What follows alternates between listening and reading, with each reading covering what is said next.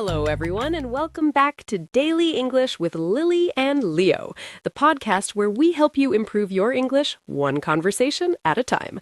I'm Lily. And I'm Leo. And today I have a very good reason to be sitting inside recording a podcast instead of doing anything outside. Is it raining again? It is raining beautifully, perfectly. I opened the window, looked at the gray sky, and thought, yes, this is a podcast day. I went running in that rain this morning. I know, I saw your message. 5 kilometers, wet but worth it. You are a different species. Today, we're talking about weather and seasons. Favorite seasons, weather stories, how we handle rain and snow and heat. And we'll also cover really useful grammar, conditionals type 1 and type 2. Very practical for talking about the future and imaginary situations. We'll do vocabulary too, 5 words about weather that are genuinely useful at B1 and B2 level. But first, if you're new here, welcome. Hit subscribe. It's free, it takes 2 seconds, and you'll get every new episode as soon as it comes out. All right. Weather. Favorite season. Go. Summer. Easy. Warm evenings, football in the park with the guys, staying out late, eating pizza on a terrace. Pizza is a breakfast food. Pizza is a dinner food, and I will not apologize for that. You are wrong. Every season. I am wrong every season.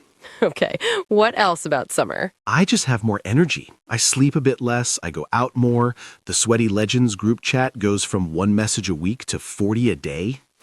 Sweaty Legends being your football group. The most elite amateur football players in the city, arguably. What about you? Favorite season? Autumn, without any doubt. Not spring? Not summer? Autumn. The air is crisp and fresh. The colors are incredible, all the reds and oranges and yellows. And it's perfect for running. Not too hot, not too cold. 15 degrees and overcast, dream conditions. Most people would say that sounds miserable. Most people are wrong. There's also something really cozy about autumn evenings. You come in from outside, you make tea, you get under a blanket. It's everything. I would swap the tea for something else. A pizza. For breakfast. He's catching on. Now, rain. You genuinely like rain. I genuinely don't mind it. I grew up in a city with canals and bridges and bicycles and a lot of rain. It's just part of life. When I started running, I decided early on, I'm not going to wait for good weather. Otherwise, I'd run maybe 4 months a year. That's actually a good philosophy. Waterproof jacket, accept the drizzle, go. And honestly, running in soft rain is quite nice. You don't overheat, and afterwards you feel extremely accomplished. I'll take your word for it. I grew up in a small village. Fields, forests, nothing much happening. And we got real winters there. Snow, frozen paths, everything iced over. I loved it as a kid. And now? Now I understand heating bills, and I have completely changed my position on cold weather. Adulthood does that. Snow is still magical for about 1 day. If it snows properly, everything goes quiet and white and it looks incredible. I genuinely still get that childhood feeling. And then? And then it turns into gray slush on the pavement and everything takes twice as long. 1 magical day, then I want spring immediately. My friend Sarah would disagree with you completely. She loves winter. Sarah, the birdwatcher? Exactly. She told me that winter is her favorite season for birdwatching because many birds migrate and only come to our area in colder months. She sees species in January that she would never see in July. That's genuinely fascinating. I never thought about that. She goes out at 6 in the morning, even when it's -5. She says if the weather is clear and cold, the visibility is better and the birds are more active. She layered up last January and went out for 3 hours before breakfast. 3 hours in -5 before breakfast? I can barely make coffee before 9. Different people, different rhythms. She said it was one of the best mornings she'd had in years. Completely silent, just her and the birds and the frost on the trees. That's actually a beautiful image. Okay, I also have a winter story, but a less peaceful one. You know David, the plumber? Retrained from his office job, loves that he builds and fixes things. Right. So last December, there was a really bad cold snap. Temperatures dropped to -12, -13 for about 10 days. And David said his phone was ringing constantly because when it gets that cold, pipes can freeze. And if they freeze and then thaw, they can burst. Water everywhere. Which is great news for a plumber. Exactly, from a business point of view.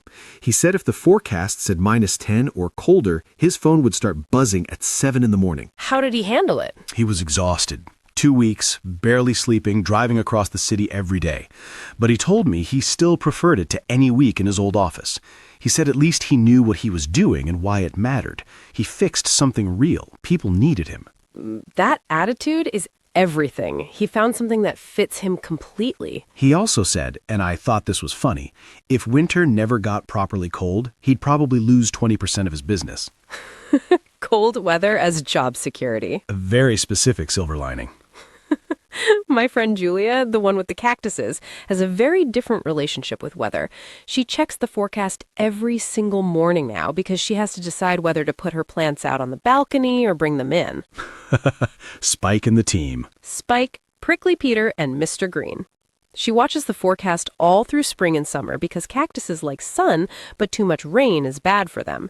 She told me, actual quote, if the forecast says more than 5 millimeters of rain, Spike comes inside immediately. Spike has his own weather protocol. A very strict one.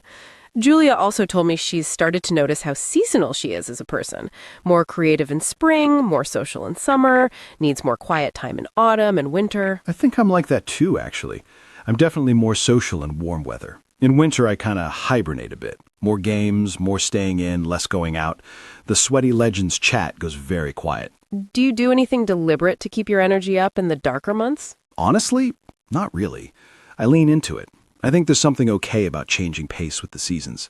I read more in winter, I sleep a bit more, I watch more football on TV instead of playing it. It feels natural. That's actually fair. Not everyone needs to keep the same routine all year, though the short days do affect me a bit. When you leave and it's dark and you come home and it's dark, it gets heavy after a while. How do you deal with that? The morning run helps enormously. Even 20 minutes when it's still a bit gloomy outside, it completely changes my mood for the rest of the day. I need to find my version of that. You could start by buying that alarm clock. €8, remember? You mentioned it in episode 4 and again in episode 5. I have been thinking about it very carefully. For many months now. If I had an alarm clock, I would probably wake up earlier. Beautiful. That was actually a perfect type 2 conditional. Imaginary situation. If I had an alarm clock, but you don't, I would wake up earlier. Imaginary result. Well done. I accidentally did grammar again. It keeps happening. Okay, should we do vocabulary first and then come back to conditionals properly? Yes, 5 words. All right. 5 words, all weather and seasons. Word 1, forecast. Forecast. A forecast is a prediction about something that will happen, most often the weather. I checked the weather forecast this morning. It said rain all week. You'll hear weather forecast a lot. It's extremely common in everyday English. It works beyond weather, too. Economic forecast, sales forecast, but the weather meaning is the most everyday. Word 2, drizzle. D-R-I-Z-Z-L-E. This is light, soft rain. Not a storm, not a heavy shower, just a gentle, fine mist of drops. It's not really raining, it's just drizzling. I love drizzle. It's perfect running weather. You stay cool, you don't get soaked. Only you would describe drizzle as perfect conditions. Word 3, layer up. This is a phrasal verb. When you layer up, you put on multiple layers of clothing to keep warm. It's cold today. You should layer up before you go outside. Sarah layered up and went birdwatching for 3 hours in the frost. You can also say wear layers as a noun, but layer up is the active, everyday version. Word 4, gloomy. Gloomy. Gloomy means dark, gray, without light, and it works for both weather and mood. The sky has been so gloomy all week. I haven't seen the sun in days. Or he was in a gloomy mood after they lost the match. 1 word, 2 uses. Very efficient. Word 5, mild. M-I-L-D. Mild weather is moderate. Not too hot, not too cold. Comfortable and gentle. It was a very mild winter this year. Almost no snow and temperatures above 0 most of the time. Mild is a calm, quiet little word, which makes perfect sense because mild weather is calm and quiet too. A mild word for mild weather. Positive. Those are the 5. Forecast, drizzle, layer up, gloomy, mild. Write them down, say them out loud, use one in a sentence today. That's the best way to make a word stick. Grammar time. Conditionals type 1 and 2, one of the most useful areas of grammar for real conversation. And as you've probably noticed, we've already used them several times this episode without even thinking about it. Type 1 is for real, likely situations, something that could actually happen.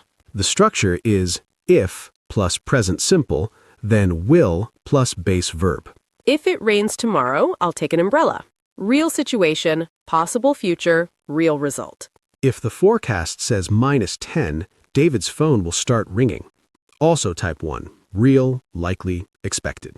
You can swap will for other modal verbs like might or can. If you go bird watching in winter, you might see birds you've never seen before. Still type 1, possible situation, possible result. Type 2 is different. Type 2 is for imaginary situations, things that aren't real now or that are unlikely to happen. Structure. If plus past simple, then would plus base verb. If I lived somewhere sunny, I'd be much happier. But I don't live somewhere sunny. Imaginary. If winters were always mild, David would lose part of his business. He doesn't want that, and it's not likely anyway. Imaginary. The key thing, look at the verb tense in the if part. Present simple means real situation. Past simple means imaginary. One extra point. In type 2, you'll often hear if I were instead of if I was, especially in writing or careful speech. If I were you, I'd check the forecast before going out. Both are used in everyday spoken English, but if I were is more correct in formal contexts. Worth knowing both. Let's do a quick exercise. I'll give a situation and tell me, type 1 or type 2. Ready. If it's sunny this weekend, we'll have a picnic. Type 1. Real weekend, possible sunshine, likely result. Correct. Next, if I could control the weather, I'd make it 15 degrees and overcast every day. Type 2. Nobody can control the weather. Imaginary and very specific. Exactly right. One more.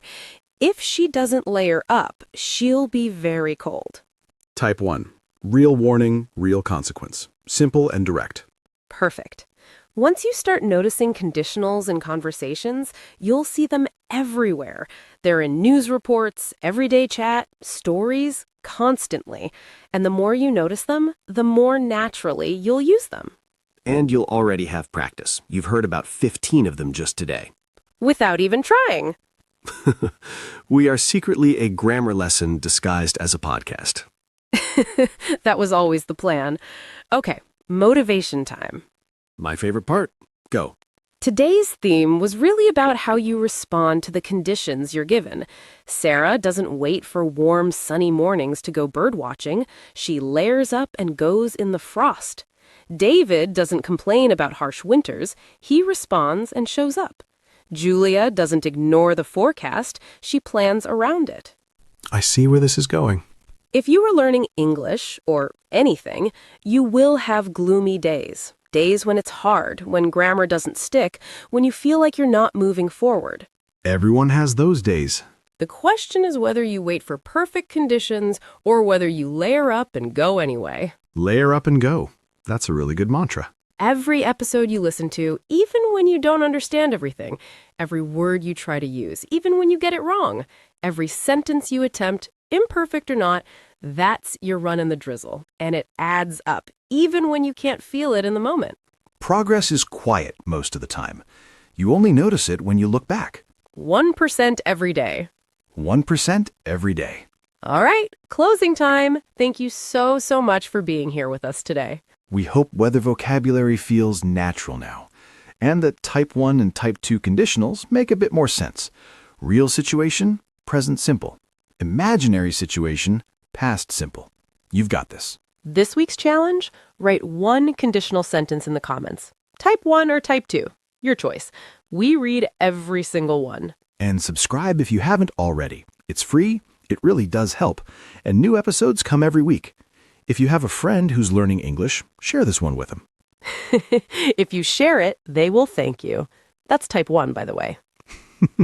We are a grammar lesson to the very last line. See you next week. Bye, everyone. Stay warm. Or don't. Run in the drizzle. Bye.